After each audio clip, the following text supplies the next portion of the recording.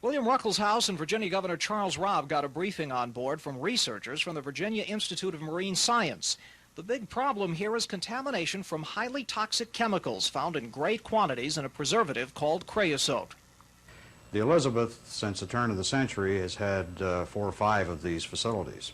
And over the years, a great deal of this material has gotten into the river. Today in his lab, Dr. Huggett showed me the problem. This is sediment from the bottom of the southern branch of the Elizabeth River. The shiny material is creosote. These compounds are extremely toxic. They do show a biological effect in the river at this time, and the Elizabeth may be the most contaminated river with these compounds of any place in the nation, if not the world.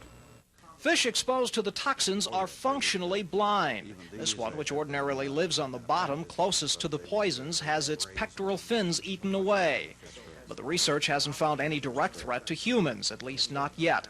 And that may be one problem in getting funds from the EPA's Superfund for a cleanup of the old dump sites which contaminate the water. If given a couple hundred years, the problem will correct itself in a sense. Newer, cleaner sediments could cover the toxic ones. But if ships are to continue to use the river, eventually it will have to be dredged. And that will pose 2 problems. First, what to do with all the toxic slop that's dredged up.